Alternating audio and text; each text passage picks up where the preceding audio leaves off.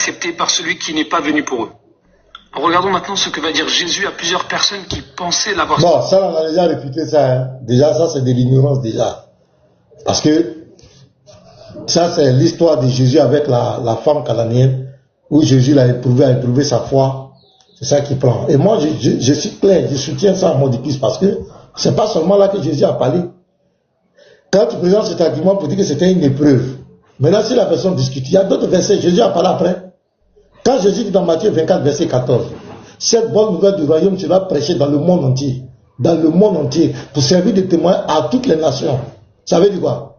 S'il n'est pas venu pour le monde, il n'est pas venu pour tout le monde. Pourquoi l'évangile doit être prêché dans le monde entier? Bon, le monde là, ils vont faire débat. Mais on dit monde entier. Monde entier. Dans Marc 16, allez prêcher la bonne nouvelle à toute la création. Donc ici, voilà un ignorant encore. Matthieu 15, verset 24. Jésus était juste en train d'éprouver cette femme. C'est pourquoi verset 28 dit, femme, ta foi est grande. Comment dans Jean 17, verset 2, Jésus a pouvoir sur toute chair. Quand on dit sur toute chair, ça veut dire que tous les humains. Jésus a pouvoir sur tous les êtres humains. Dans 1 Corinthiens 11, verset 2 à 3, Jésus est le chef de tout homme. Donc Jésus a pouvoir sur tout chair, ça veut dire sur toute l'humanité, il a pouvoir, mais il n'est pas venu pour tous les hommes. Est-ce que les gens, quand ils parlent là, ils s'entendent? Jésus est le chef de tout homme, mais il n'est pas venu pour tous les hommes. Dans Jean 1, le verset 9, on dit la véritable lumière que Jésus, en venant dans le monde, éclaire tout homme. Jésus lui-même dit dans Jean 12, verset 32, quand je serai élevé, j'attirerai tous les hommes à moi. Tous les hommes. N'importe quoi. On continue. Jésus dit en Matthieu chapitre 7, verset 21 à 23, ceux qui me disent Seigneur, Seigneur n'entreront pas tous dans le royaume des cieux, mais celui-là seul qui fait la volonté de mon Père qui est dans les cieux. Plusieurs me diront en ce jour-là, Seigneur, Seigneur, n'avons-nous pas prophétisé par ton nom? N'avons-nous pas chassé des démons par ton nom? Et n'avons-nous pas fait beaucoup de miracles par ton nom?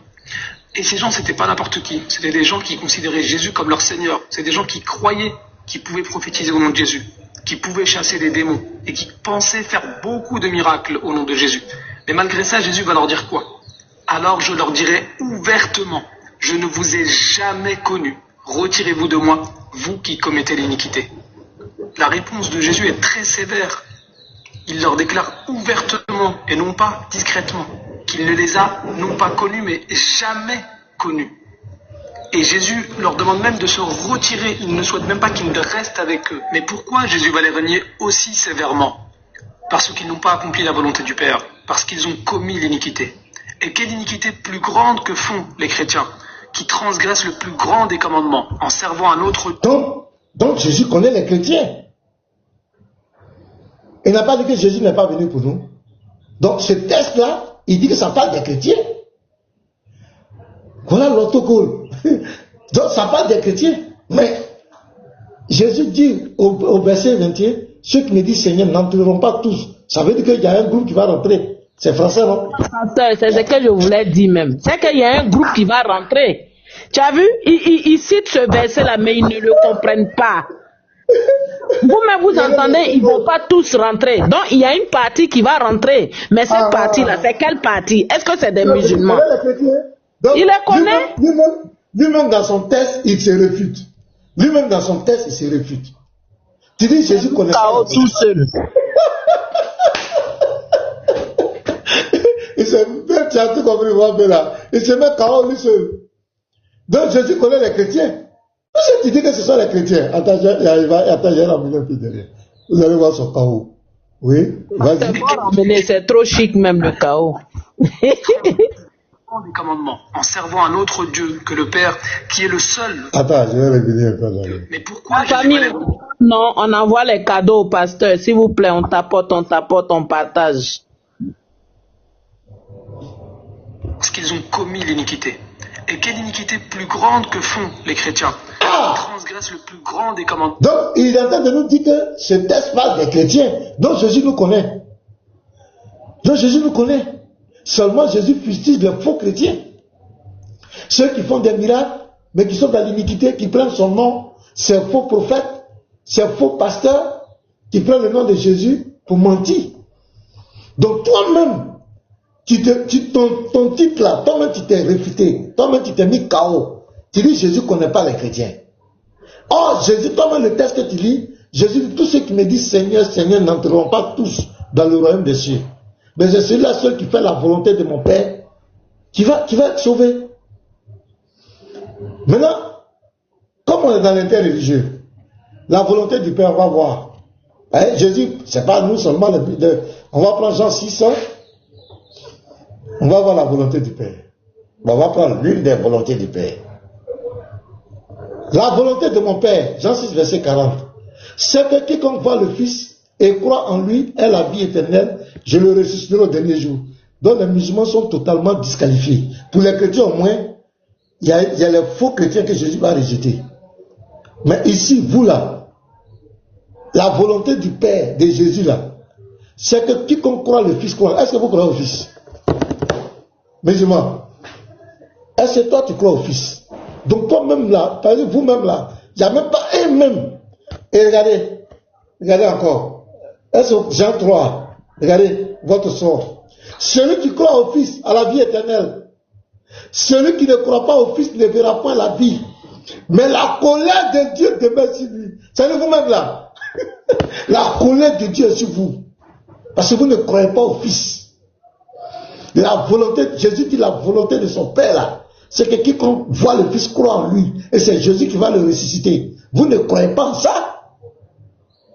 Mais les chrétiens, tous ceux qui me disent Seigneur, Seigneur, n'entreront pas tous. Ça veut dire qu'il y a une partie qui va rentrer. Maintenant, pourquoi ils ne vont pas rentrer? Pourquoi il y a une partie qui rentre, dans l'autre partie qui ne rentre pas? Il y a des gens qui vont usurper le nom de Jésus.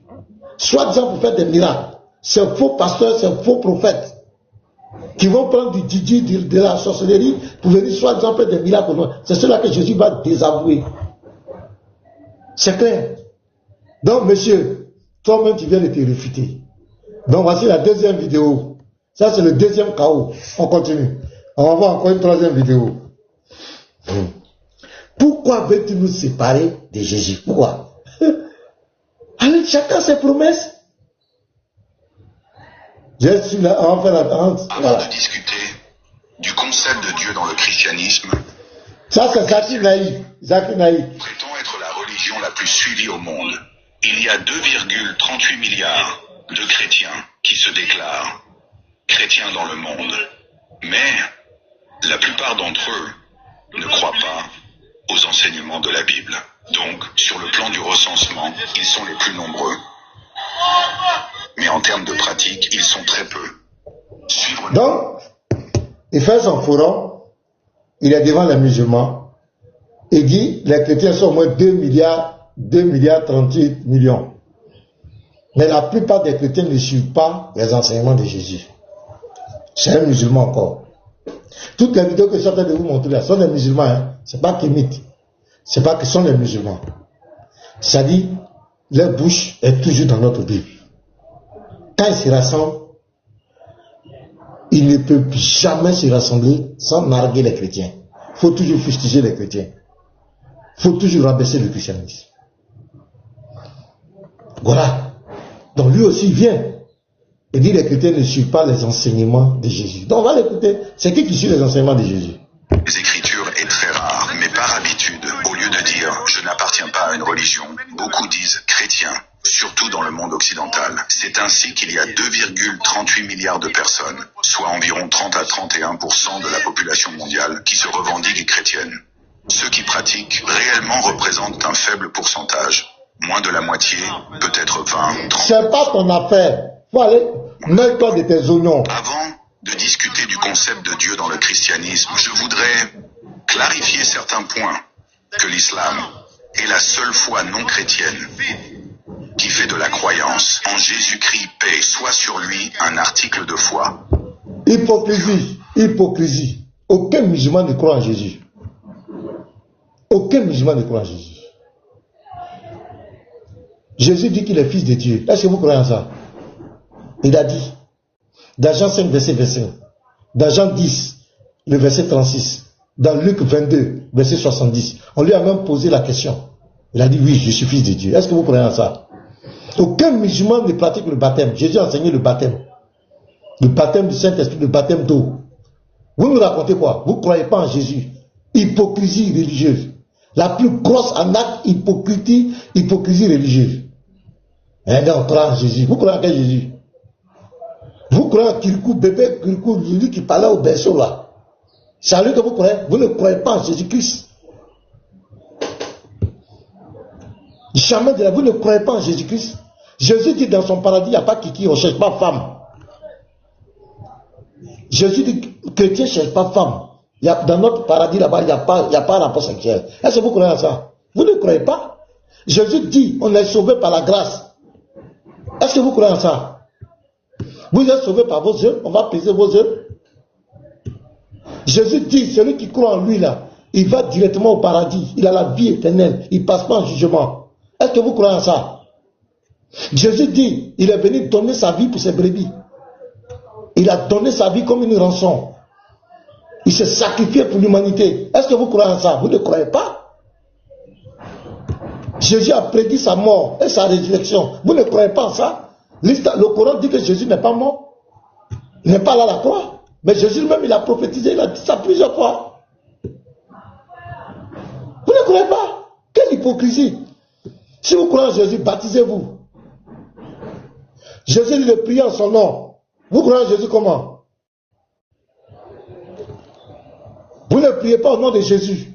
Jésus de chasser les démons en son nom. Est-ce que vous chassez les démons au nom de Jésus?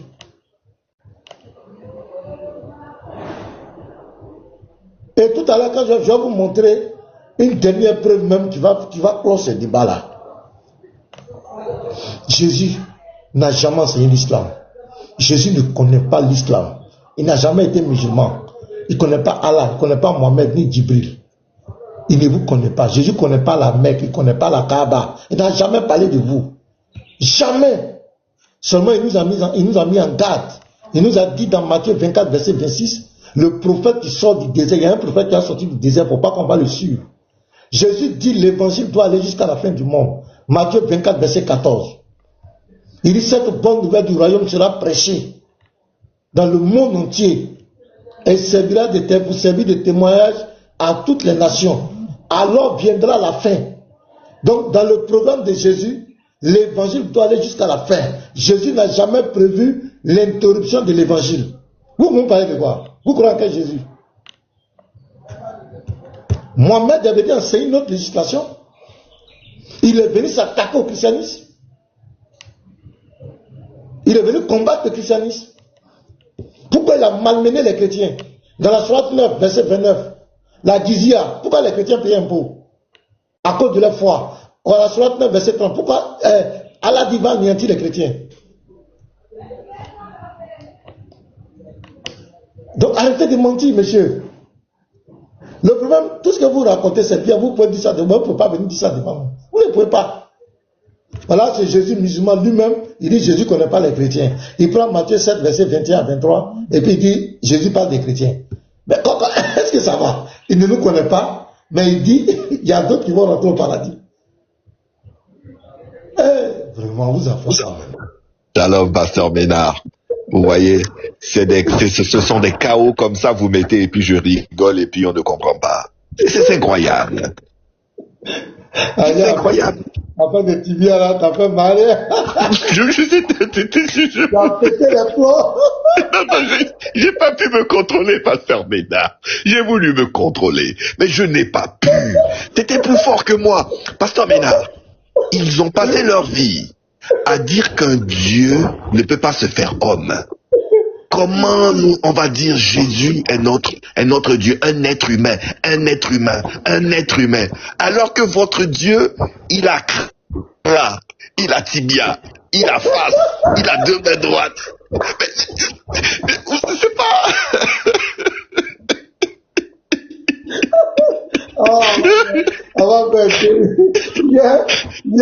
Moi, il a failli péter.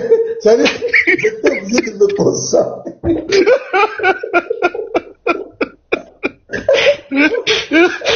On peut s'ouvrir comme ça avec ses sources. Ça veut pas mettre ta source c'est Malbel. Ta source mettre en PLS. Et puis, on dit c'est jambe de qui? Et le qui ne peut pas répondre. il peut pas. C'est pour qui jambe là? C'est pour qui? Tibia là, c'est pour qui? Tibia là, c'est pour qui? Waouh. Alors pour lui, au début, même s'il pouvait régler, il pouvait faire une taquia pour dire que non, ce indice est faux, c'est un indice mensonger. Normalement, c'est ce qu'il devait dire. Mais il a confirmé que c'est un indice authentique. Authentique. Aucun ne peut rejeter ça. On dit, Dieu merci, très bien. Maintenant, c'est le tibia, la jambe de qui?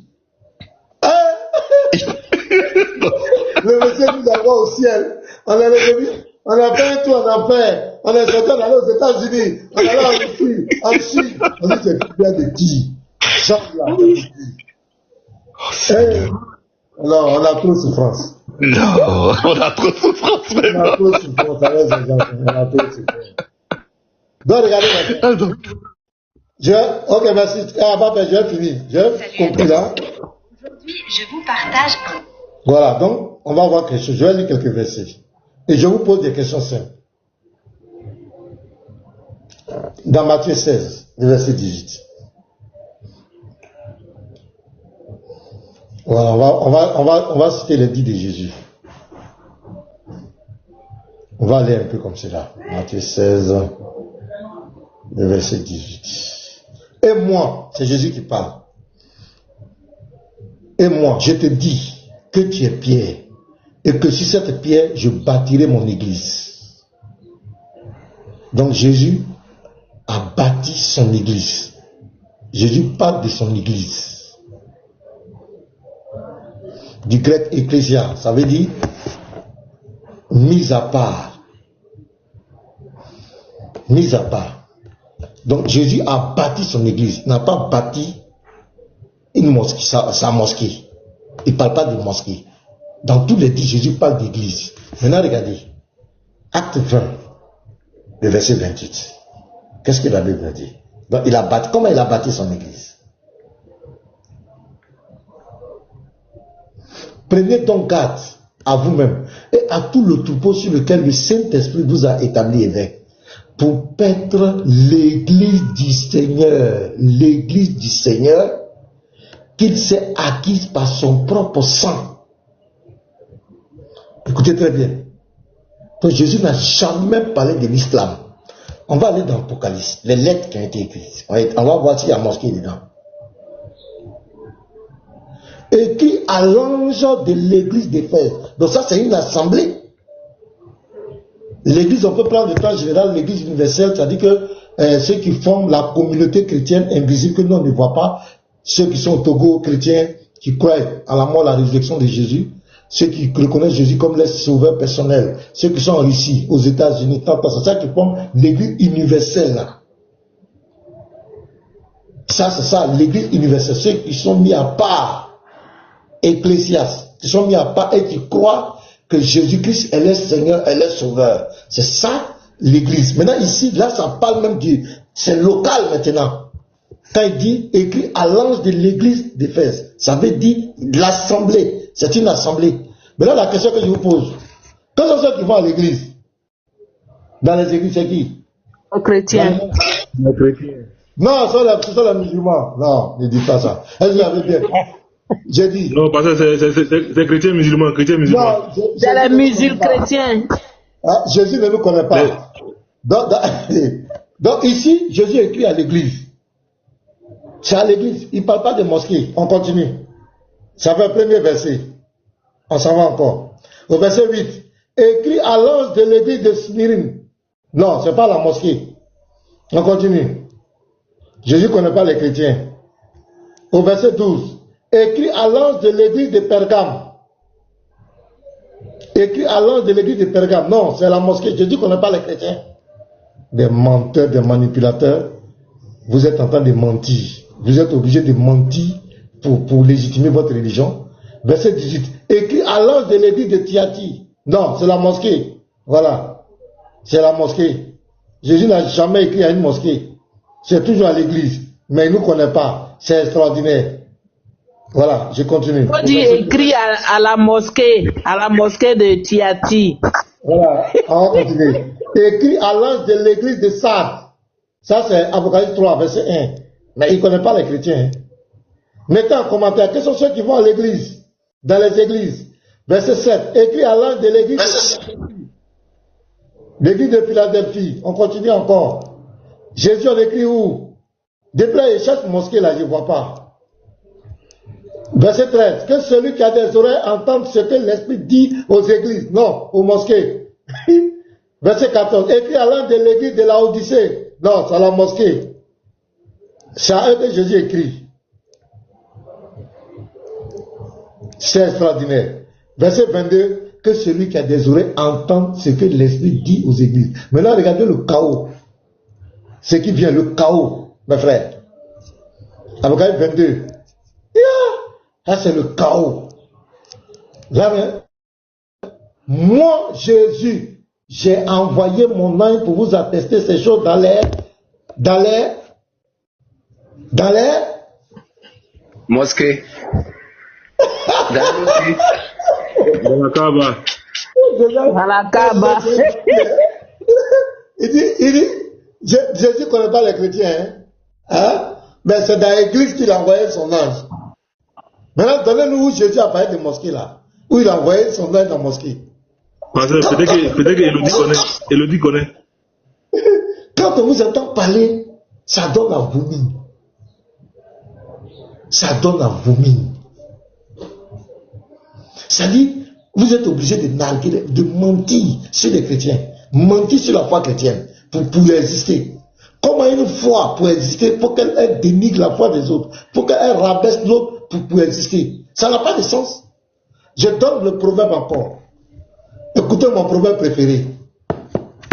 Deux personnes dans une boutique.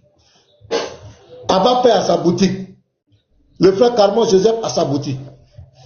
Abba Père dit dans sa boutique là, il a la meilleure des marchandises. Ces marchandises sont des marchandises top.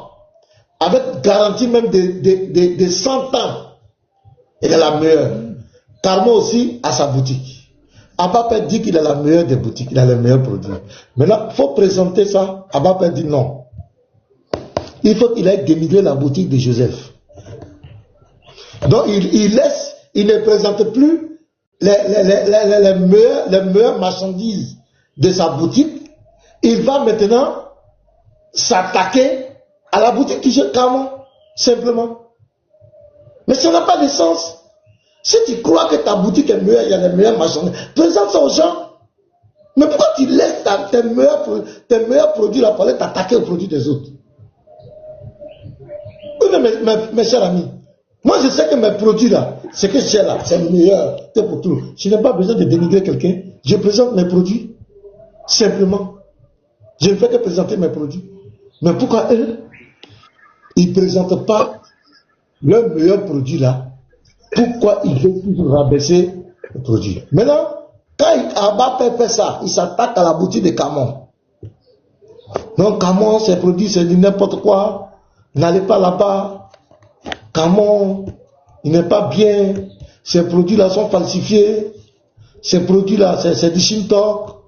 N'allez pas là-bas. N'allez pas là-bas. Carmon, toujours Carmon, boutique de Carmon. On dit, mais elle ici, il y a quel problème?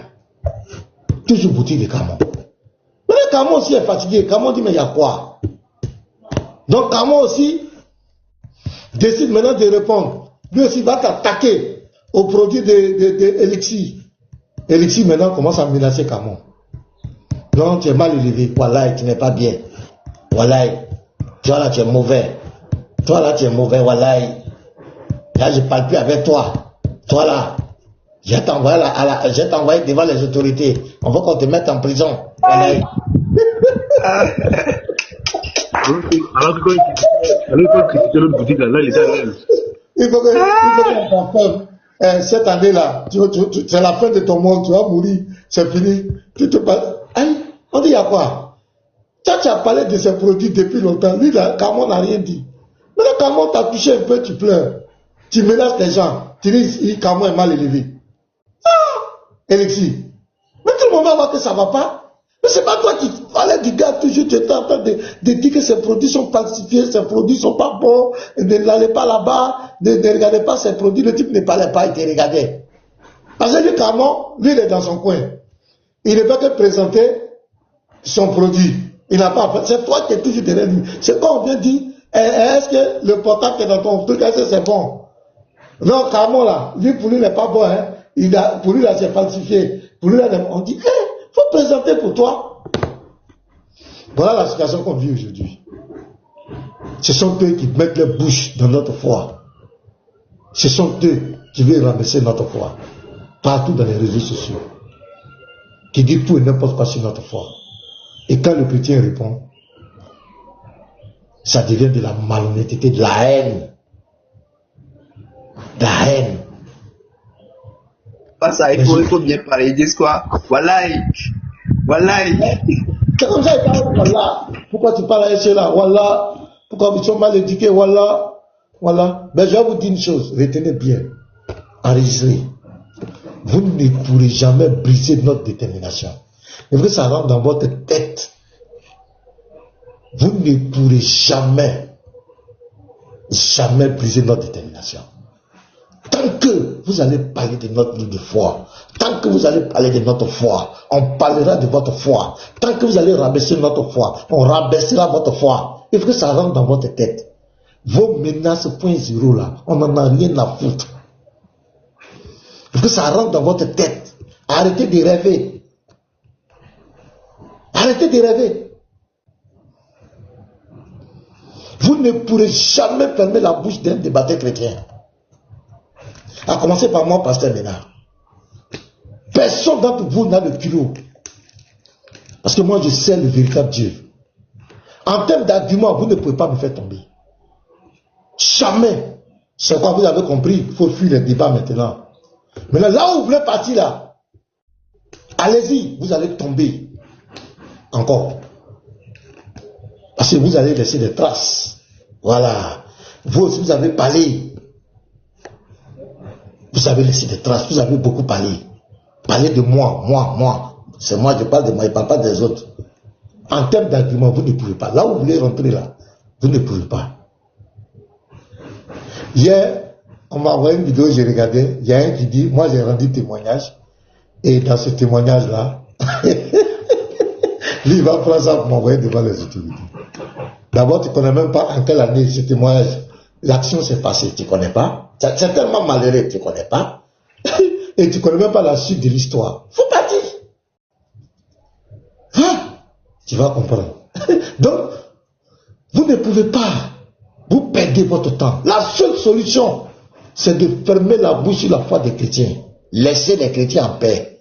Enseignez votre religion. Laissez les chrétiens en paix. C'est tout. C'est pas là. C'est la seule chose qui peut vous sauver. Mais tant que vous allez mettre votre bouche dans notre foi, comme ces personnes, regardez des musulmans. Des musulmans, les chrétiens leur ont fait, ils viennent, Jésus ne connaît pas les chrétiens, ils commencent à raconter de l'ignorance. C'est comme cela. Et c'est comme cela. Et c'est tout ça qui nous a révoltés. C'est tout ça qui nous a envoyé sur les réseaux sociaux. C'est tout ça. C'est tous ces comportements ignobles, irrespectueux comme notre foi. J'ai des vidéos ici où on dit notre foi est satanique. Notre livre de foi est satanique. Notre livre de foi est pornographique. Où il raconte n'importe quoi. Il y a certains qui veulent porter, soit exemple plainte, qui ont incité Jésus de voleur. Qui ont traité le christianisme de secte malicieuse. C'est une industrie pour escroquer les gens. Il y a des gens qui les ont dit ici. Il y a des personnes qui ont exposé ma femme et mes enfants sur les réseaux sociaux. Ça est là. Et ces gens le toupaient.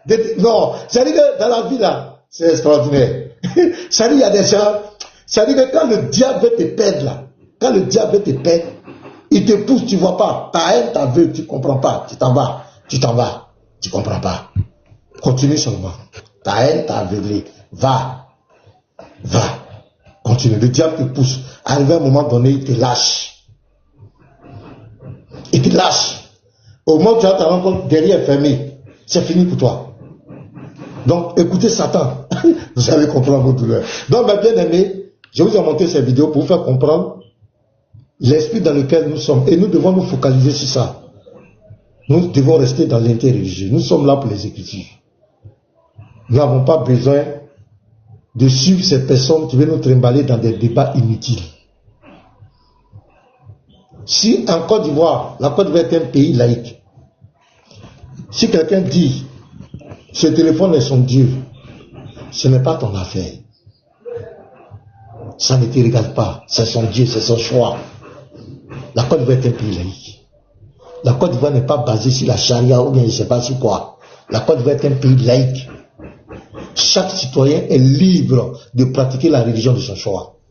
Maintenant, si toi tu te donnes le tout pain de dépasser les limites de ta religion pour rabaisser la foi des autres, tu t'attends à quoi? Quand on parle maintenant, tu veux menacer les gens. Parce que pour toi, peut-être, tu es le responsable du pays, c'est toi qui peux mettre les gens. Parce que les gens critiquent ta foi. C'est pathétique. Donc, vous ne pourrez distraire personne. Voilà. Donc, j'ai fini. Donc, on peut continuer, les gars. Celui qui a quelque chose à dire, le débat ouvert.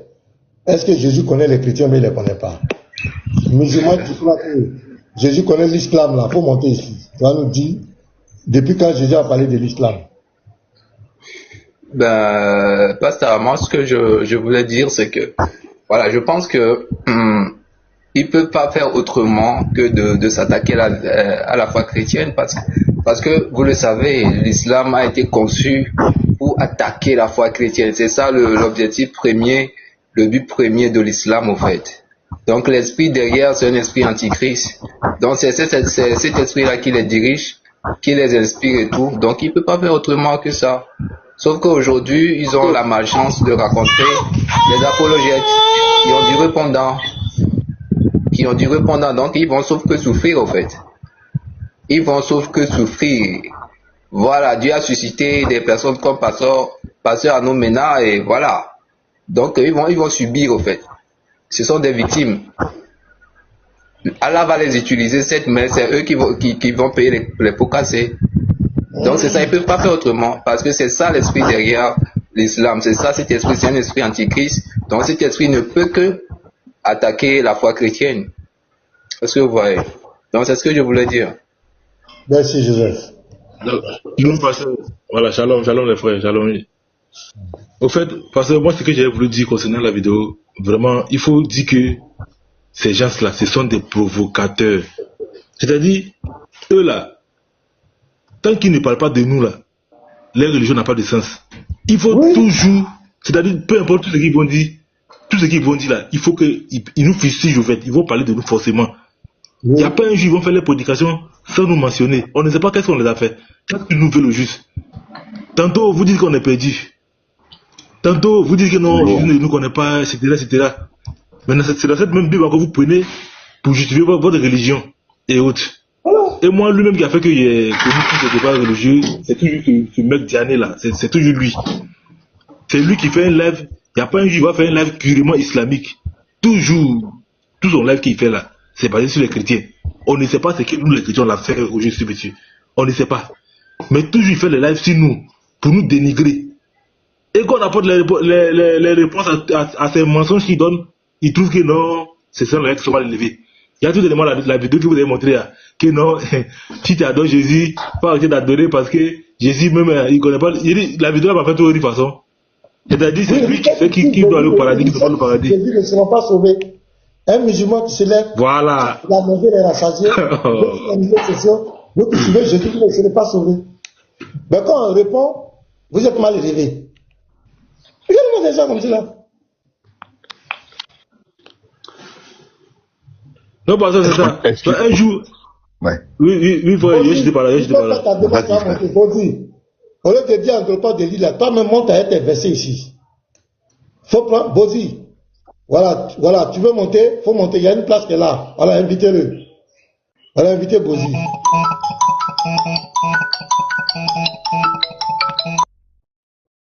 Voilà, donc, parce que je vais jeter par là. Donc, un jour même, il a appris le verset, son verset pour dire qu'il aime pas dans le livre de Matthieu, disant que non, oui, Jésus ne nous connaît pas parce que c'est nous, on chasse les démons, etc., etc. Quand il a fini ça, moi, il lui ai posé une question. Il était monté sur son live, il lui a dit, ok, tu dis que ceux qui suivent Jésus, les chrétiens, Jésus ne nous connaît pas et autres, non. Moi, il lui ai demandé, les disciples de Jésus, qui ont été appelés chrétiens là, eux là, donc ils vont en enfer. Le monsieur ne peut pas me répondre. Il dit non, qu'il ne parle pas de chrétiens d'avant, que c'est chrétiens à cette époque-là que lui parle de nous, que nous on a transformé le christianisme, que les chrétiens d'avant. Le monsieur a commencé à dire n'importe quoi. Il dit non, tu dis les chrétiens, Jésus ne nous connaît pas. Dis-moi, les disciples de Jésus qui ont été appelés chrétiens là, est-ce qu'ils vont au paradis ou bien ils vont en enfer? Le monsieur ne veut pas répondre. Donc j'ai vu que lui là c'est un manipulateur en fait, c'est un grand manipulateur.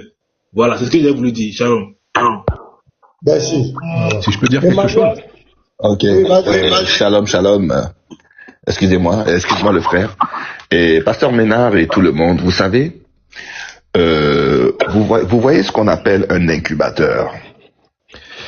Oustaz Diané est l'incubateur de l'abrutissement des musulmans. C'est-à-dire, déjà excusez-moi le terme, mais c'est quelqu'un qui n'est pas très intelligent. C'est comme l'élève Toto, hein. Vous avez vu comment Toto est bête. Donc c'est l'élève Toto qui lui maintenant veut diriger une classe. Vous imaginez les dégâts. Et ce qui est drôle, c'est que des personnes intelligentes parmi les musulmans se rendent très bien compte que ce qu'il dit c'est une énormité, mais ils le suivent. Ils le suivent aussi. Et c'est là qu'on ne comprend pas. Et nous qui sommes anciens musulmans, là, Pasteur Ménard, vous savez, quand on écoute Oustaz Diané, il ne connaît pas l'islam. Je vous assure, Oustaz Diané ne connaît pas l'islam. Quand il récite même les choses en arabe, là, il mélange. La langue fourche, il n'arrive même pas à prononcer. Les surahs ou les expressions, il n'arrive pas. Je vous assure, demandez à tous les musulmans qui sont eux-mêmes au fond d'eux, quand ils regardent Oustaz Diané, ils se disent, bon, toi, tu es juste un élément que notre Oumma utilise pour combattre les chrétiens. Sinon, à part ça, toi-même, en vérité, tu es un vaurien. Tu connais rien même. Quand vous lui posez des questions sur le Coran, il ne peut pas répondre. Oustaz Diané ne peut faire que des lives pour combattre le christianisme. Et une chose qui est malheureuse, regardez. C'est pas très malin. Avant le christianisme, il y a le bouddhisme. Après le christianisme, aujourd'hui nous avons par exemple les Rastafari, le mouvement des Rastafari. Mais ils existent par eux-mêmes. Le Rastafari ne va pas aller dire, toi le musulman tu es faux, toi le chrétien tu es faux, toi le bouddhisme tu es faux. Mais ce mouvement existe par lui-même. Des gens sont adeptes de ce mouvement et sont en paix avec tout le monde. Le bouddhisme. Il n'y a pas des contradictions dans l'évangile? Le bouddhisme, il existe par lui-même. Voilà. Le bouddhisme, il existe par lui-même, mais pour se donner une légitimité, ne va pas aller cracher sur une foi d'à côté. Va pas les cracher. Hein? C'est ça, bien sûr. Ils font leur parcours, ils ne vont pas cracher sur la foi de quelqu'un. Mais pourquoi ils veulent forcément cracher sur le christianisme? Pourquoi? Mais le christianisme est venu après le bouddhisme. Mais le christianisme n'a jamais critiqué le bouddhisme. Pour dire que c'est lui qui est le véritable chemin, que c'est le christianisme qui est la vérité. Mais pourquoi le christianisme est venu avant l'islam, et toi l'islam, pour avoir même ne serait-ce que l'illusion, ou je vais même utiliser le bon mot, l'hallucination d'être dans le vrai, parce que vous êtes tous dans une hallucination collective. D'accord? Et puis c'est ce qui est fantastique, c'est sans substance, hein. Vous êtes tous dans une hallucination collective à croire que c'est ce que vous dites de la chrétienté qui est vrai. Malheureusement pour vous, vous avez besoin de vous greffer à c'est-à-dire c'est paraphrénique en réalité. C'est paraphrénique. C'est faux, mais vous vous greffez à cela pour exister. Pasteur Ménard, comment on fait ça? Si on n'est pas... C'est ça qui est l'incohérence. Tantôt la Bible n'est pas la vérité, la Bible est fausse. Matthieu, Marc, Luc, Jean, c'est pas l'évangile qu'Allah donne à Jésus. Et puis bim, après, le type te dit Jean 16, verset 14 parle de Mohamed. Matthieu 21, verset 33 à 46 parle de l'islam. Ben, c'est quoi? L'évangile que Allah a donné à Issa, C'est dedans que vous devez trouver. Mais les trucs que vous dites, c'est falsifié. Ce sont les hommes qui ont écrit. Pourquoi vous voulez encore prendre ce même écrit des hommes qui vous disent? Les gens prennent le 21 qu'ils prennent pour dire le prophète, c'est Mohamed. Mais Jean, est-ce que c'est l'évangile que Allah a donné à Isa? C'est bien ça le problème. Hein. Total. Pas le manioc, tu dis que le manioc, tu n'aimes pas le manioc, mais tu ne laisses pas checker, tu ne laisses pas Plakali, tu ne laisses pas Gary. Aucun problème. Tu n'aimes pas le manioc, tout ce qui est à la base du manioc, tu rejettes. Ils disent que la Bible est falsifiée. Dans un document qui est falsifié, on ne peut pas utiliser un document falsifié, un document corrompu, pour soutenir une certaine vérité. Ce n'est pas possible, même en justice. Une preuve qui est falsifiée, même le fait que 1% est rejeté. C'est comme dans une barrique d'eau. On met une goutte de poison. Mais on ne peut pas encore venir dire que dans cette barrique-là, je vais prendre un peu d'eau pour boire. Quelle incohérence! Vous dites que l'évangile n'est pas vrai. La Torah. Passe à 2 secondes. Mais l'évangile. Il n'aime pas manioc, mais il aime à checker. Ils aiment à checker les pâtes. C'est pas mal ça. Il faut pas commencer à me faire rigoler ici, le pasteur Bénin va me descendre. Ils n'aiment pas manioc, mais il laisse pas checker ni Gary et puis Plakali. Ils aiment Plakali, ils font ça. Alors que tu dis que tu n'aimes pas manioc. Vous dites que la Bible est falsifiée. Vous êtes toujours dedans. La Bible est comme cela. Voilà, j'entends ici. Voilà un ici. Voilà, je vais vous donner un exemple. Regardez lui là. Je vais vous donner une vidéo. Regarde. Je vais vous montrer une vidéo. Monsieur, excusez-moi, hein, monsieur, quand je vais montrer la vidéo là. Voilà un ici. Jésus ne dit-il pas que Jésus ne dit-il pas à Satan que Dieu est unique? Attends, je viens. Regardez. Avec le salut universel de l'islam. Salam alaikum wa rahmatullahi ta'ala wa barakatuh. Ouais, mais c'est des conneries, ça. Je vous apporte également le salam des États-Unis d'Amérique, de l'Institut Zaytun Dawa, dans l'État de Washington. Il vous salue chaleureusement et aurait tant voulu être parmi vous aujourd'hui, mais je suis convaincu qu'ils sont là avec vous par l'esprit. Je suis vraiment très heureux et honoré de faire partie intégrante de cette communauté. Je suis profondément humble devant vous de pouvoir vous présenter certaines des conférences que je donne à travers le monde entier. Le sujet qui nous occupe aujourd'hui est Muhammad sallallahu alayhi wa sallam, le successeur naturel de Jésus-Christ. Que la paix soit sur eux deux et sur tous les prophètes. Maintenant, si vous dites à un non-musulman, Muhammad est le successeur naturel de Jésus-Christ, il est évident qu'il ne vous croira pas du tout. Il ne l'acceptera jamais. Mais nous, en tant que musulmans, nous croyons sans l'ombre d'un doute que le messager Muhammad sallallahu alayhi wa sallam est le dernier et ultime messager, le sceau d'une très longue chaîne de messagers. Donc quand nous disons que Muhammad est le successeur naturel de Jésus-Christ, nous le pensons exactement comme nous le disons. Comment le prophète sallallahu alayhi wa sallam est-il devenu le successeur naturel de Jésus alayhi salam? Comment cela s'est-il produit? Il faut remonter dans le temps. Allah, dans sa sagesse infinie, choisit ses messagers selon ses propres critères. Allah choisit ses prophètes selon ses propres critères.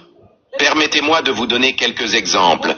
Moïse, alayhi salam, Allah l'a choisi comme messager et prophète pour les enfants d'Israël. Mais pourquoi Allah a-t-il choisi Moïse? Moïse ne parlait pas avec éloquence, il bégait. Il n'avait pas la facilité de parole que vous et moi pouvons avoir, et pourtant Allah l'a choisi. Pourquoi? Parce que les critères d'Allah ne sont pas nos critères. Jésus-Christ, alayhi salam, un homme né sans père. Dans n'importe quelle société, comment appelle-t-on un enfant né sans père? Ne me répondez pas, je le sais très bien. Et pourtant Allah l'a choisi pour être un vecteur de droiture et de vérité. Pourquoi l'a-t-il choisi? Il était exposé à toutes les insultes, à toutes les calomnies. Mais Allah, dans sa sagesse, ses critères ne sont pas nos critères. Regardez Muhammad sallallahu alayhi wa sallam, un homme illettré, vivant au milieu d'une communauté illettrée, et pourtant Allah l'a choisi pour être le guide de toute l'humanité à travers sa révélation. Franchement, si c'était moi qui devais choisir quelqu'un pour représenter une cause aussi importante, je n'irais pas prendre un illettré. Jamais de la vie. Vous non plus, vous ne le feriez pas. Si j'ai une entreprise, je ne vais pas engager quelqu'un qui n'a aucune instruction, quelqu'un qui n'est même pas capable de s'exprimer correctement. Non, je ne le ferai pas. Parce que ma réputation, mon entreprise, tout est en jeu. J'ai des intérêts personnels. Mais nos critères à nous sont totalement différents des critères d'Allah. Nos critères à nous sont différents. Chez les êtres humains, la succession peut se faire par héritage. Si ton père est roi et qu'il meurt, c'est toi qui montes sur le trône. Voilà la succession par héritage. Ensuite, il y a la succession par élection. Le président Buhari, par exemple, a été élu. Nous avons voté. C'est une autre forme d'accès au pouvoir. Il y a aussi la succession par nomination. Le président désigne directement qui il veut. Donc, le leadership humain peut arriver par différents moyens et à différents niveaux. Mais le statut de messager et de prophète, c'est une affaire extrêmement sérieuse. Ainsi, Jésus, alayhi salam, est le dernier messager envoyé aux enfants d'Israël, Bani Israël. En attendant que Muhammad sallallahu alayhi wa sallam vienne parachever et couronner le leadership universel de l'humanité, voilà comment cela fonctionne. Allah, dans sa sagesse, dit dans le Coran: الذين يتبعون الرسول النبي الأمي الذي يجدونه مكتوبا. Dans la Torah et l'Évangile, ceux qui suivront le messager, le prophète illettré qu'ils trouvent mentionné chez eux dans la Torah et l'Évangile. Donc, Allah dit que le prophète illettré, le prophète Mohammed, c'est dans la Torah et l'Évangile. Maintenant, écoutez la suite. Allah nous informe donc que certains des gens des Écritures suivent Muhammad sallallahu alayhi wa sallam parce qu'ils ont reconnu sa description et sa mention dans leur propre livre. Allah a aussi dit: ceux auxquels nous avons donné le livre avant toi, ô Muhammad, te connaissent aussi bien qu'ils connaissent leurs propres enfants. Dès le départ, Allah nous a donc fourni une base solide et claire pour fonder notre argumentation. Il y a eu un épisode dans l'histoire islamique à Médine, une délégation de chrétiens arabes. Ils étaient chrétiens, mais arabes, à l'époque du prophète sallallahu alayhi wa sallam. Ils vivaient dans une ville appelée Najran, aujourd'hui au Yémen. Ces moines et érudits chrétiens arabes ont entendu parler d'un homme à Médine qui prétendait recevoir la révélation divine. Ils sont alors venus à Médine pour mettre à l'épreuve le messager de l'islam, pour l'interroger et vérifier s'il était réellement le messager d'Allah. L'histoire nous rapporte qu'ils sont restés environ une semaine à la mosquée du prophète, Masjid al-Nabawi, en dialogue permanent avec Muhammad sallallahu alayhi wa sallam. Au cours de ces échanges, l'un d'eux a dit à Muhammad: toi, Muhammad, ainsi que tes compagnons, qui sont pourtant de bonnes personnes, masha'Allah, vous n'entrerez jamais au paradis si vous ne devenez pas juif ou chrétien. Muhammad sallallahu alayhi wa sallam, qu'a-t-il répondu? Rien. Il attendait. Et c'est alors qu'Allah lui a envoyé la réponse.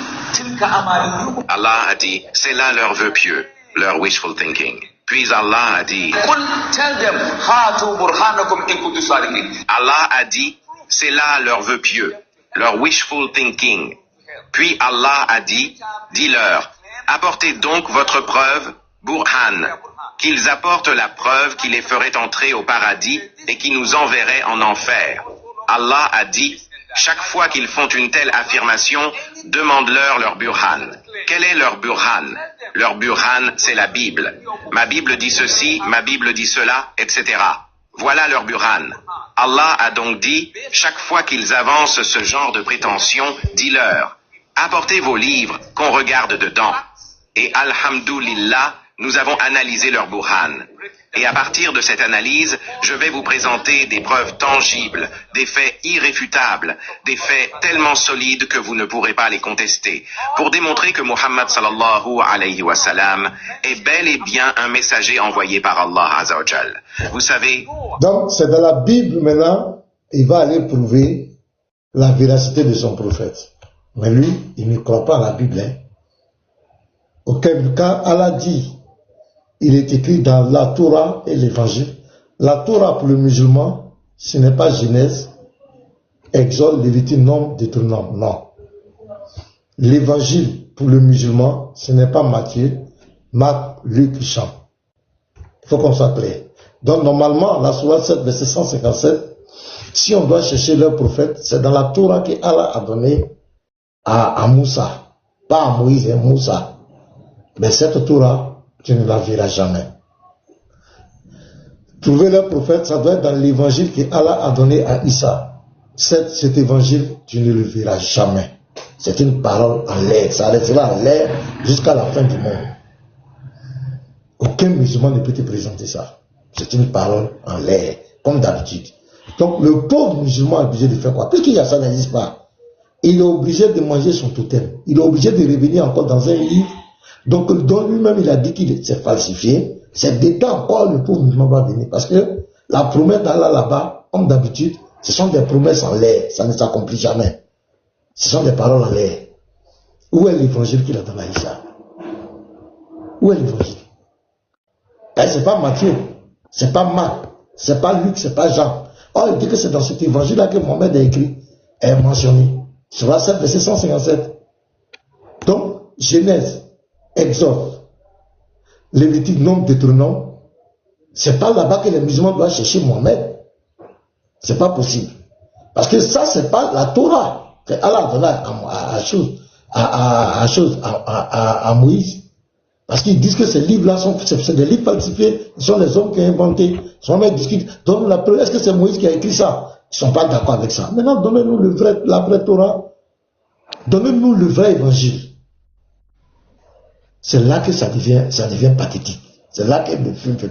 Donc ce monsieur-là, il va tourner, mais pour légitimer son prophète, il doit revenir dans la Bible.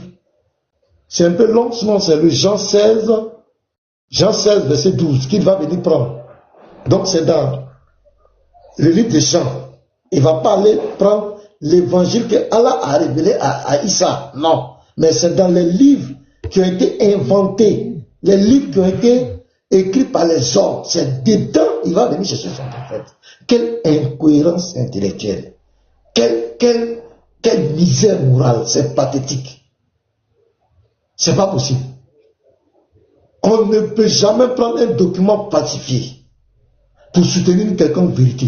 On ne peut jamais prendre un document corrompu pour soutenir une quelconque vérité. Non, un document corrompu, il est corrompu. On le jette à la poubelle. On ne peut pas l'utiliser. C'est comme nous les chrétiens, nous disons que le Coran n'est pas la parole de Dieu. Nous, on ne va jamais prendre le Coran pour légitimer notre foi. Jamais. Pourquoi? C'est comme si on prend le Coran, c'est pour montrer les ambiguïtés aux musulmans. Mais vous vous dites que la Bible est falsifiée. La Bible est un livre corrompu. Ça ne vient pas de Dieu. Mais c'est dans cette même Bible, vous prenez pour légitimer votre prophète. Quelle incohérence intellectuelle. En fait, votre Dieu fait des déclarations dont on ne peut pas prouver. Où est l'évangile qu'il a donné à Issa? Où c'est? Où est la Torah qu'il a donnée à Moïse? Où c'est? Ahmed, tu peux rire. Mais tu ne peux pas prouver. Tu montes ici, tu vas bégayer. Tu ne peux pas. Il vous a mis dans le pain. Il vous a trompé. Encore. Ça, il vous a trompé encore. Parce que dans un débat, on te demande ces livres-là. Tu ne pourras pas trouver. Tu ne pourras pas montrer. On continue. Tous les prophètes, absolument tous, aucun d'eux n'a jamais mentionné le nom du prophète qui viendrait après lui. Noé n'a jamais dit « Après moi viendra Abraham ». Rien de tel. Abraham, alayhi salam, n'a jamais dit « Après moi viendra Moïse ». Jamais. Moïse n'a jamais cité Jésus par son nom en disant « Après moi viendra Jésus ». Jamais. Pas une seule fois. Mais Jésus est le seul et dernier prophète envoyé aux enfants d'Israël qui nous a donné des informations claires sur Muhammad sallallahu alayhi wa sallam. Donc Jésus a donné des informations sur Mohammed. Et quand tu es vieux et puis tu mens, bon moi je sais pas, ça dit que ça dit les gens, et puis ils vont dire attaque, et les gens sont les mens. Depuis quand Jésus a annoncé que Mohammed va lui remplacer, depuis quand? Mais là où il va aller? On s'attendait quand même qu'il nous envoie l'évangile que Allah a révélé à Jésus bien Issa. Mais c'est dans le livre falsifié encore. Falsifié, corrompu. Malheureusement, c'est état. Donc on le compte. En réalité, tous les prophètes, absolument tous, ont parlé de Muhammad sallallahu alayhi wa sallam. Et c'est ce que je vais vous démontrer maintenant. Je commence par la toute première révélation qui est descendue sur Muhammad sallallahu alayhi wa sallam dans la grotte de Hira sur la montagne de la lumière, Jabal an-Nur. La première révélation, vous la connaissez. L'ange est venu et a dit « Ikra », lis. Muhammad a répondu « Ma ana biqari », je ne sais pas lire. L'ange a répété « Ikra ». Non, mais pourquoi tu caches? Il n'a pas répété comme cela. Il faut dire aux gens ce qui s'est passé. Pourquoi tu caches la partie? Il a été violenté. Il a été étouffé. Pourquoi tu sautes? Il n'a pas dit seulement. Il y a eu combat. Il y a eu combat. Pourquoi tu caches ça? Ana Bikari. Je ne suis pas lettré. Je n'ai jamais appris. Je ne sais pas lire. L'ange l'a alors serré très fort dans ses bras.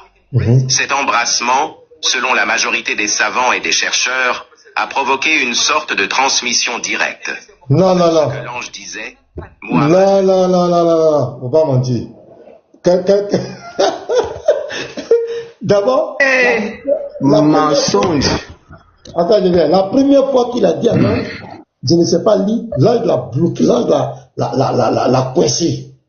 Pourquoi tu sautes la première fois? Deuxième fois, l'ange l'a coincé. Troisième fois, l'ange l'a coincé. C'est après ça. Donc il saute, il dit c'est un embrasement d'une transmission. C'est faux. C'est faux. C'est doïd. C'est doïd. On peut passer au débat. Bélé restait gravé dans son cœur et son esprit. Il ne pouvait plus jamais l'oublier, même s'il avait voulu. Impossible d'oublier. Cette révélation, Surat al-Alaq 96, se retrouve exactement dans la Bible, dans le livre d'Isaïe, chapitre 29, verset 12. On va lire les gars. Donc, les preuves maintenant dans la Bible, Isaïe 29, le verset 12. Donc c'est là-bas, on va aller chercher. Non, ces gens sont des manipulateurs. J'aurais une question à te poser. Ouais, monsieur Emmanuel, c'est quoi? Quel est ton problème? Débute, tu te débutes. Quel est ton problème? Bonjour déjà, bonjour, enchanté. Bonjour, à tous. Alors moi je suis là, mais avec respect, avec sans animosité ou quoi que ce soit. Donc avec tout la bienveillance que je peux ramener, je souhaiterais poser quelques questions parce que voilà, moi j'ai une croyance, je crois en Dieu. J'étais chrétien, je suis devenu musulman et puis aujourd'hui je suis dans le doute. Parce que je te rejoins, je suis d'accord avec toi que les musulmans ont raconté beaucoup de choses, tout et n'importe quoi, sur la religion musulmane, comme pour Excusez-moi, monsieur Emmanuel, excusez-moi, c'est la modération. Monsieur Emmanuel, c'est la modération. Pasteur Ménard, permettez. S'il vous plaît, j'aimerais que vous rectifiez. Vous n'étiez pas chrétien, vous étiez catholique et vous êtes devenu musulman. S'il vous plaît, parce qu'il y a un fossé. Merci bien. Merci bien. Vous étiez catholique. Merci bien. Rendez les témoignages de manière intrinsèque, s'il vous plaît. Merci. Et qui te dit que j'étais catholique? On m'a signalé. Pardon, Abba, laisse-le finir ça. Pardonnez. Non mais c'est incroyable quand même. Il me colle une étiquette. Voilà, tu étais catholique et j'étais chrétien. J'estime que j'ai le droit de dire que j'étais chrétien. Les gens ont commencé à signaler mon live. On vient de m'envoyer une restriction. Donc je souhaite que vous tapez. J'ai contesté. Donc je souhaite que vous tapotez les gars. Tapotez, écrivez. Bon là, depuis on n'est pas 100. Je vous demande pardon, tapotez si vous voulez que le live continue. Ils ont commencé à signaler le live. On vient de m'envoyer une restriction. Parce que moi, je suis en rouge. Je vous informe. Donc, pardonnez, tapotez. Tapotez, écrivez bon live, tapotez. tapotons massivement, allons-y à 100 000 cas au moins. S'il vous plaît. Ils sont en train de signaler le live. Vas-y, Emmanuel, on t'écoute. Voilà, bon, enfin bref, c'était une parenthèse. La question, parce que je ne vais pas non plus rester très longtemps, c'est juste une question. Parce que vous croyez en Jésus-Christ, ok, moi aussi je crois en Jésus. Hein. Par contre, je ne définis pas comme étant Dieu, après c'est chacun sa croyance, je respecte la croyance de chacun.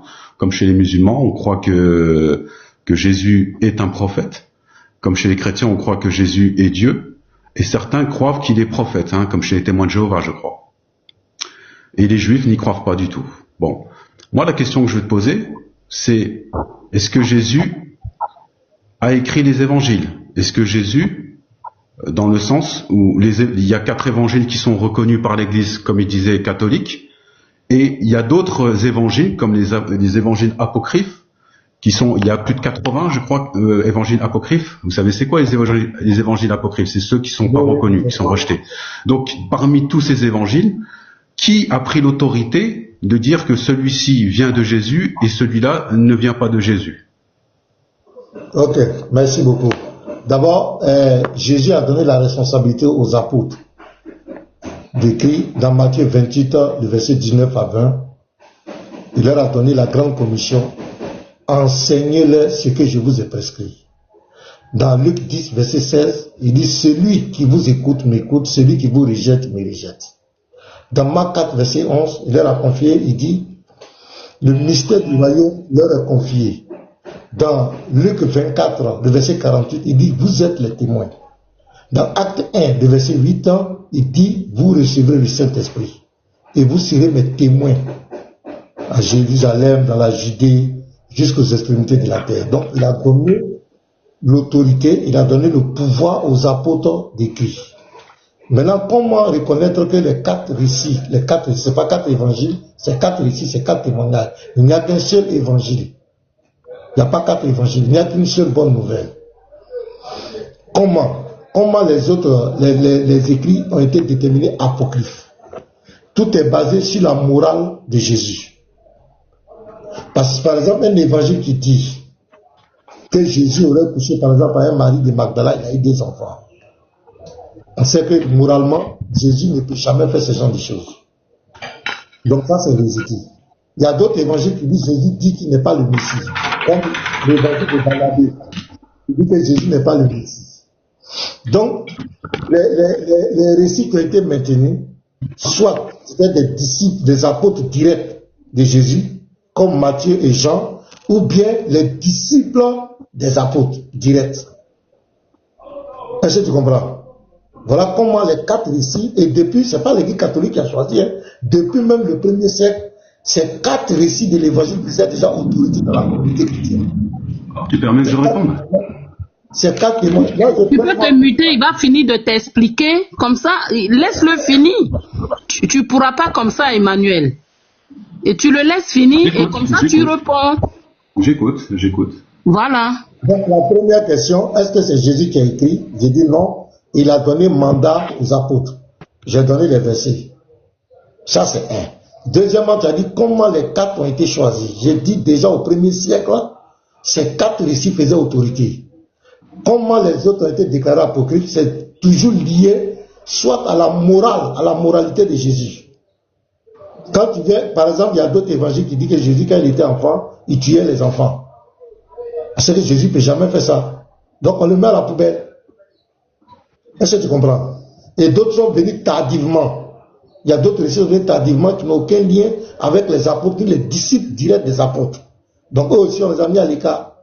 Et il y a trop de contradictions dedans, trop de confusion. Donc déjà, au 1er siècle, les 4 récits déjà faisaient autorité au milieu. Ce n'est pas l'Église catholique qui a choisi. Là encore, c'est une erreur. Ce n'est pas l'Église catholique qui a choisi. Donc, je crois que c'est clair. Et puis, quand on regarde la pertinence, le témoignage des 4, on voit que c'est totalement cohérent, c'est clair. Voilà.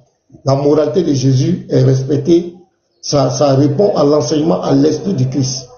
Donc, il n'y a pas de débat dans ça. Donc, les premières églises, les premiers chrétiens ont reconnu l'authenticité de ces 4 récits. C'est pourquoi ça a été gardé. Il y avait les pères de l'église aussi qui ont confirmé, les Athanas, et tout ça là, qui ont confirmé. Donc je crois qu'il n'y a pas de problème dedans. Et le problème, c'est que Thomas était un apôtre de Jésus. Pierre aussi. Oui. Oui. Ils ont des évangiles aussi, eux. Ils ont écrit des évangiles. Pourquoi Non, ce ne sont pas tous les apôtres qui ont écrit. Même Barthélemy, est-ce que Barthélemy a écrit? Ce n'est pas tous les apôtres qui ont écrit. L'évangile de Barnabé, par exemple. L'évangile de Barnabé dit que Jésus n'est pas le Messie. Est-ce que tu crois à ça? Comme je t'ai dit, j'ai le doute. Non, l'évangile de Barnabé dit que Jésus n'est pas le Messie. Parce que dans l'évangile de Barnabé, je ne sais pas où j'ai mis mes écrits là, on pose la question à Jésus, est-ce que c'est toi le Messie? Et Jésus dit qu'il n'est pas le Messie dedans. Et quand je vois les musulmans, quand je vois des musulmans brandir l'évangile de Barnabé, parce que l'évangile de Barnabé condamne la polygamie. L'évangile de Barnabé dit que Jésus n'est pas le Messie. Alors que l'islam dit que Jésus est le Messie. Malgré que ça continue le Coran, mais comme il y a certains paragraphes dedans qui les arrangent, ils prennent ça. C'est quand même très grave. Donc, un évangile qui dit, un récit qui dit que Jésus n'est pas le Messie. Mais, M. Emmanuel, comment vous allez traiter ce document? Pardon? Et l'évangile, le récit de Barnabé, tu vas voir sur la couverture, il y a une croix, il y a une petite croix. Alors que lui dit que Jésus n'est pas crucifié. Il n'est pas le Messie. Personnellement, je ne peux pas croire que Dieu puisse mourir sur une croix, humilié devant un peuple. Il faut nous donner ta position exacte. Il ne faut pas venir avec la ruse. Ne viens pas. Non, pasteur, attends. Parce qu'il utilise la ruse. Écoutez bien, pasteur. Emmanuel utilise la ruse. C'est pour ça que Abba Père a dit tout à l'heure qu'il se positionne. Il faut positionnez-vous. Parce que tout à l'heure, vous dites au pasteur, non, j'étais chrétien, je suis devenu musulman. Et dans ça, les questions que vous posez là, moi je vois déjà la ruse que vous utilisez. Donc maintenant vous voulez, qu'est-ce que vous voulez comprendre? Vous êtes musulman, assumez. Voilà, le pasteur il va vous répondre, lui seulement là, si c'est lui seul là, il est avec toi, tant que son heure n'est pas arrivée là, il va te répondre clairement. Mais c'est nous, on ne veut pas parce que souvent ça va dans autre chose. Vous comprenez? Donc soyez clairs. Soyez clair, venez même avec votre position dans laquelle vous êtes venu. N'utilisez pas des ruses, ceci, cela. Allez-y droit au but. Il va vous répondre. Position, voilà. Chercher la vérité, madame. Non, mais parce que vous dites que je ne peux pas croire qu'un Dieu puisse mourir, je ne peux pas ceci, ça c'est islamique. C'est que vous êtes là. Madame. Non. Beaucoup de gens se remettent en question sur cette définition de Dieu. Monsieur Emmanuel, voilà. Tu as parfaitement raison. Dieu ne peut pas mourir. Dans son essence, il est éternel. Ou même tu vas le voir pour qu'il meure.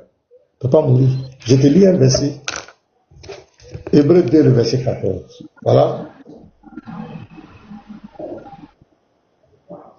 On était en train de répéter notre gars là. Tu viens. Quand on ne va pas répondre, vous avez dit quelque chose. On est obligé de répondre. On peut pas, nous sommes des apologètes. On ne recule pas. Nous, on n'est pas comme les musulmans qui pleurent. Quand on leur pose question, ils pleurent. Nous, on répond. Hébreux 2, le verset 14. Ainsi donc, écoute bien, ainsi donc, puisque les enfants participent au sang et à la chair, il y a également participé lui-même, afin que par la mort, il anéantisse celui qui a la puissance de la mort, c'est-à-dire le diable. Donc Dieu dans son essence, il est éternel, on ne peut pas le voir, on ne peut même pas le toucher pour dire qu'on va lui donner la mort. Jamais. Mais il a pris un corps. Au fait, c'est pour mourir même pour nous, pour avoir le sang pour passer pour nous, pour réconcilier une fois pour toutes le ciel et la terre, qui s'est fait un corps. C'est ce corps-là qui sacrifie. Je te prends 1 Pierre 3. Soit ta question est légitime. 1 Pierre 3, le verset 18. Qu'est-ce qu'il dit? Christ aussi a souffert une fois pour les péchés, le juste pour les injustes, afin de nous amener à Dieu, ayant été mis à mort quant à la chair. Tu vois ici, quant à la chair. L'autre côté, on dit quoi? Puisque les enfants ont participé au sang et à la chair, il y a lui-même participé. Ça veut dire qu'il n'était pas chair et sang. Non. Donc ici, on dit, mais ayant été rendu vivant quant à l'esprit. C'est quoi dans Matthieu 26, verset 41? Il dit, l'esprit est bien disposé, mais la chair est faible. Donc Jésus avait les deux natures, la nature divine et la nature humaine.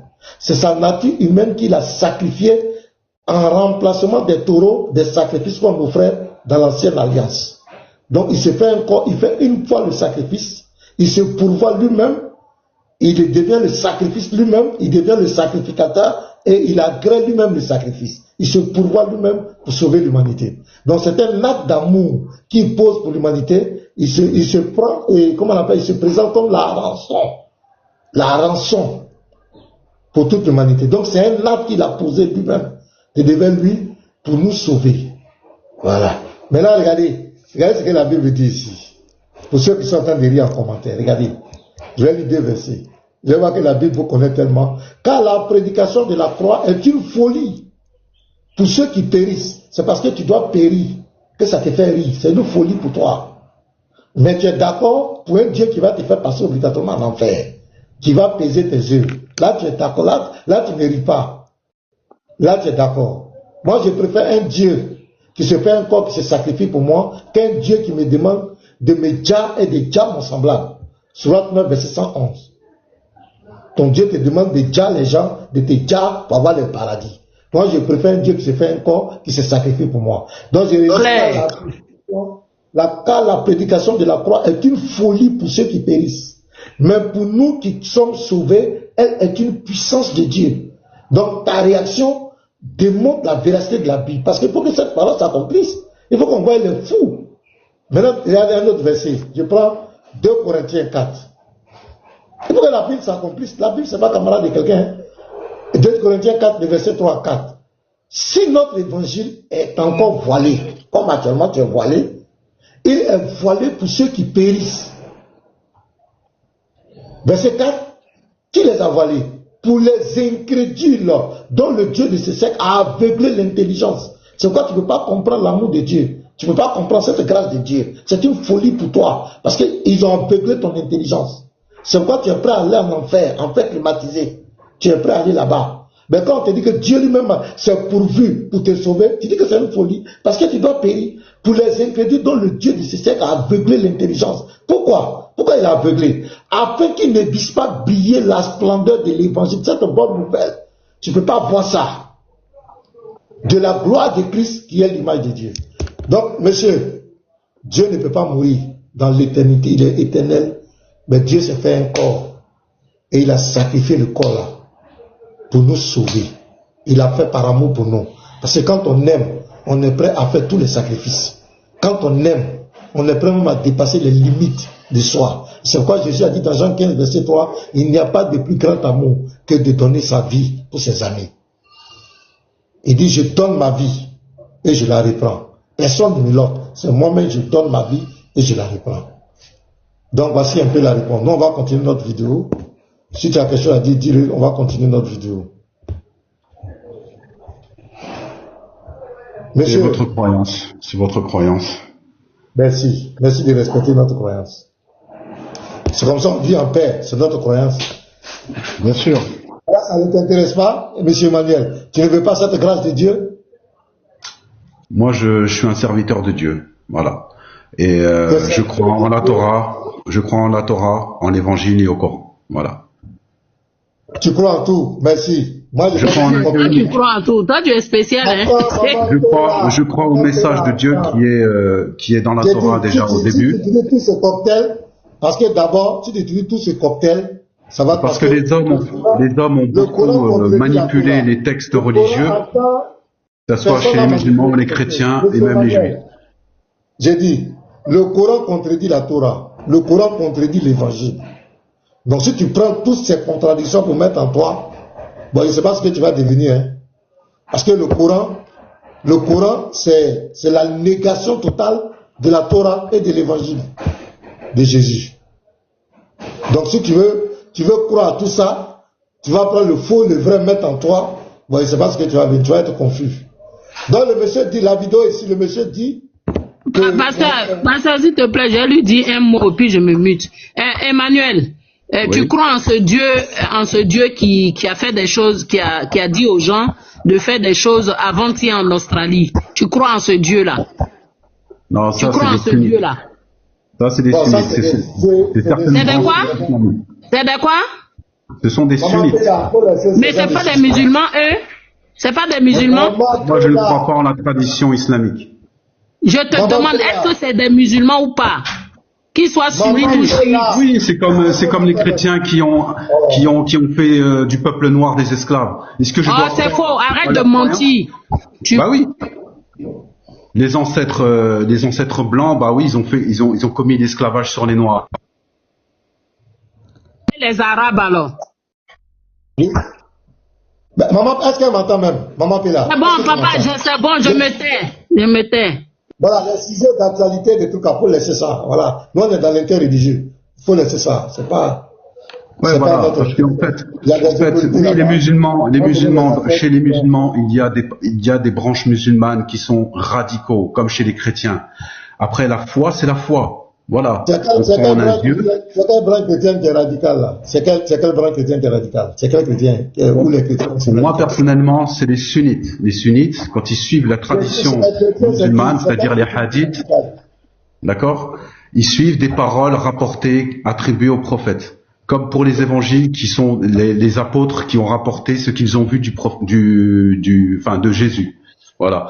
Bon ami, monsieur Manel, là, on va. C'est pour ça que je rejette les textes écrits par les hommes. On va avancer. Tout ça là, ça nous dira.